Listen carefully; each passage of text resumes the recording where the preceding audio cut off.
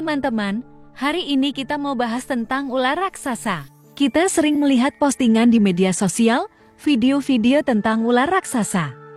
Dan orang-orang biasanya spontan langsung menyebut kata, itu anaconda.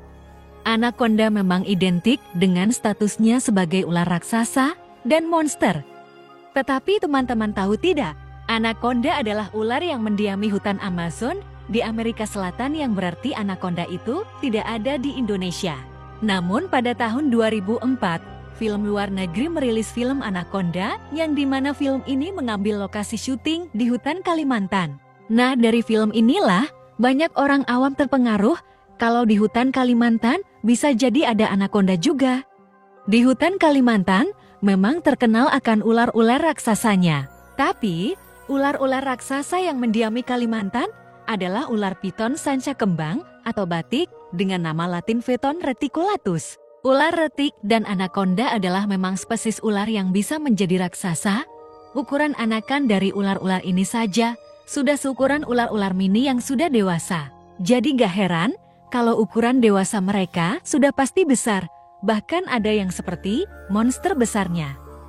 Walaupun sama-sama jenis ular yang bisa berukuran besar, tetapi apakah anaconda dan retik adalah ular yang sama? Kalau kita pelajari sedikit lebih detail, ternyata ular retik dan anaconda adalah ular yang berbeda. Perbedaan yang umum jelas, kalau anaconda itu penyebarannya di hutan Amazon Amerika Selatan, sedangkan retik atau sanca batik di beberapa negara Asia penyebarannya, dan yang terkenal adalah hutan Kalimantan dipenuhi dengan ular-ular retik berukuran besar. Ular retik ini mempunyai nama-nama yang bervariasi, ada yang menyebutnya ular sawah.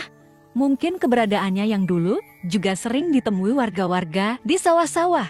Ada juga yang menyebutnya ular sawah panjang untuk membedakan dengan ular sanca dipang atau sering disebut ular sawah pendek.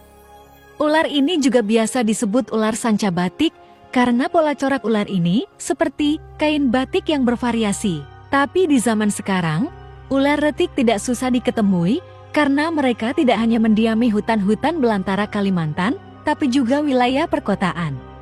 Tidak heran, kadang ular ini bisa mendiami rumah-rumah, di komplek, atau berdiam di atap-atap ruko, mungkin dikarenakan mangsa mereka tikus juga sering mendiami tempat-tempat manusia. Pengalaman saya sendiri, toilet di rumah saya sendiri pernah dimasuki anak ular retik ini ya teman-teman, karena habitat mereka di bawah gorong-gorong jembatan, mungkin sudah beranak cucu di sana. Namun ular-ular retik yang sudah mendiami daerah perkotaan sudah tidak bisa besar seperti di pedalaman hutan Kalimantan ya teman-teman. Dikarenakan ukuran daripada mangsa mereka sudah jauh berbeda. Karena kalau di pedalaman hutan belantara mangsa mereka seperti babi hutan, rusa, dan lain-lain masih berukuran besar-besar. Ular retik ini diperkirakan bisa mencapai panjangnya maksimum 10 meter. Walaupun belum lagi ditemukan yang berukuran segitu ya teman-teman. Ular retik termasuk famili piton, sedangkan anaconda hijau termasuk keluarga boa atau boidae. Anaconda hijau atau dalam bahasa latinnya Onectes murinus adalah spesies ular boa besar di daerah tropis Amerika Selatan.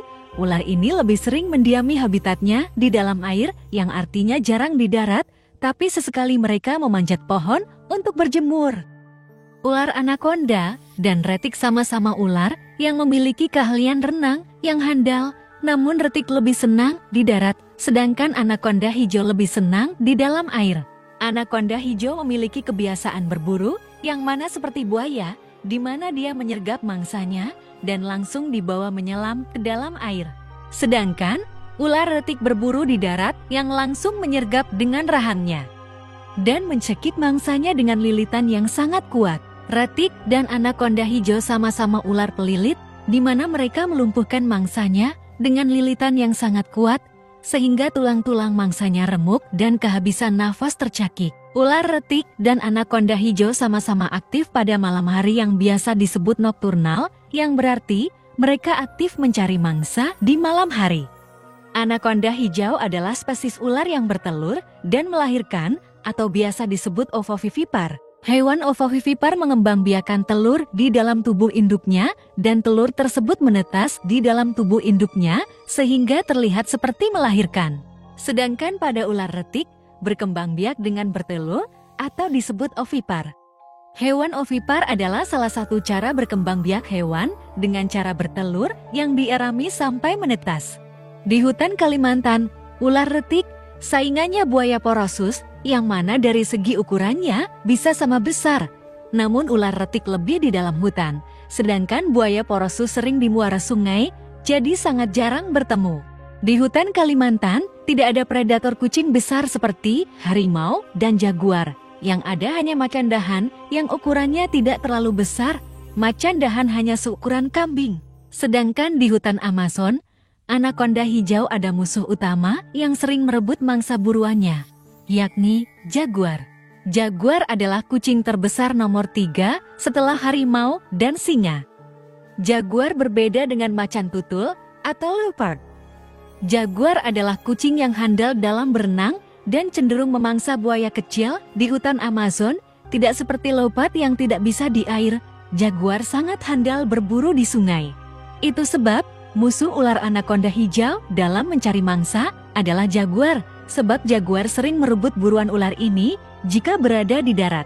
Maka dari itu, teknik anakonda hijau menghindari pemangsa lain adalah dengan menarik buruannya masuk jauh ke dalam air. Itulah mengapa anakonda hijau berburu seperti buaya yang menyergap mangsanya langsung masuk ke air. Sempat terdengar berita kalau anakonda hijau adalah ular terbesar dan terberat berdasarkan bobot badannya dan ukuran diameter lingkar tubuh bagian tengahnya. Sedangkan ular retik sendiri diberitakan sebagai ular terpanjang yang lebih panjang daripada anakonda hijau, namun dari segi bobot dan lingkar tubuh, anakonda lah yang unggul.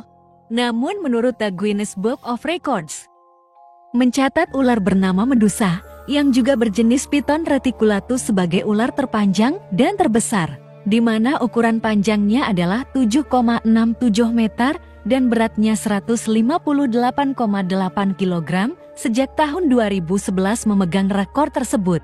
Sedangkan anakonda hijau, tidak ada catatan rekor yang membenarkan bahwa ular anakonda hijau ada yang sebesar ular retik Medusa. Jadi, kalau menurut data, yang sudah ditemukan ular retiklah pemegang status ular terbesar di dunia, bukan ular anakonda hijau. Itu berdasarkan catatan data manusia, tapi kita tidak tahu di alam, bisa jadi anakonda hijau, memang ada yang lebih besar ya teman-teman. Ular anakonda hijau dan retik adalah spesies ular non-venom, yang artinya ular-ular raksasa ini tidak berbisa. Giginya tidak seperti ular-ular berbisa yang memiliki 2 taring khusus. Taring-taring ular raksasa ini tersusun rapi, seperti gergaji, memang gigi-gigi untuk menyergap mangsa. Jadi, kita tahu ya, sekarang teman-teman, ternyata ular anakonda raksasa itu tidak ada di Indonesia, adanya di Amazon. Tapi kita tidak tahu ya, apakah hutan pedalaman Kalimantan tidak ada anakonda hijau? Karena zaman sekarang, hewan-hewan bisa berpindah habitat karena tangan-tangan manusia. Sebagai contoh, ikan Arapaima giga saja, yang mana ikan ini habitat aslinya di hutan Amazon, malah ditemukan di Laut Semau Aceh pada tahun 2022. Jadi bagaimana menurut teman-teman? Ada yang berani eksplor anakonda hijau raksasa di pedalaman Kalimantan?